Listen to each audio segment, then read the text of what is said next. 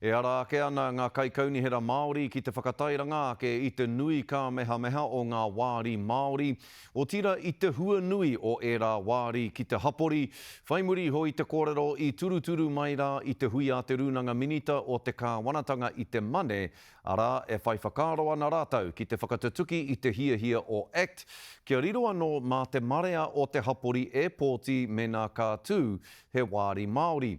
Hei tā ngā kaikaunihera Māori nei he whakatupuranga hou kei roto i ngā hapori inaia nei. A tērā pēr katahuri te nuinga o ngā hapori ki te tautoko wāri Māori inaia nei kaua ki te whakahē pēnei i te hia o ACT. Anei rā ngā whakamārama o te wā ia Timoti Tiakiwai. Ka tere tonu te iwi Māori i ēnei wai kare. At a time where we have pressures financially, we also have pressures in terms of our environment and climate. The knowledge of people and having a source of information of people who've been here for a long time is going to help. Whai ana i nā kōrero i putaina nahi, ko atu nā kaikaunihera Māori ki te whakaputa i te hirahiratana o nā wāri Māori putanua i te motu.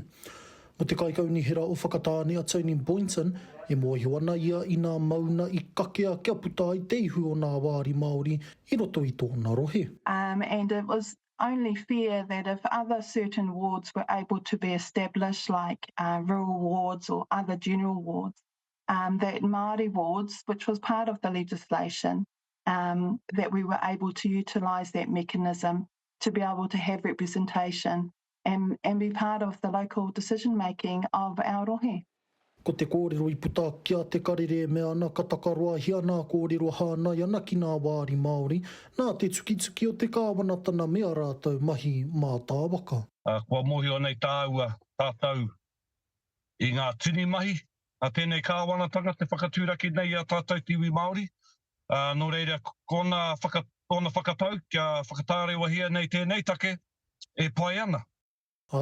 E tō keke ana nā kaikaunihera Māori, kua ara te whakatipurana e ki te ana i nā mahi nui o te wāri Māori, ka tautoko hia.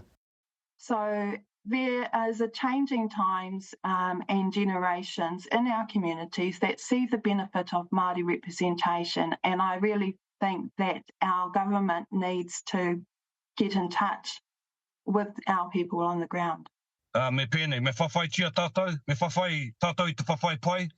Kia kore ai tātou e pēhi i raro i te taumahatango tēnei kāwanatanga nori. He reo mō nai Māori e haruru tonu ana.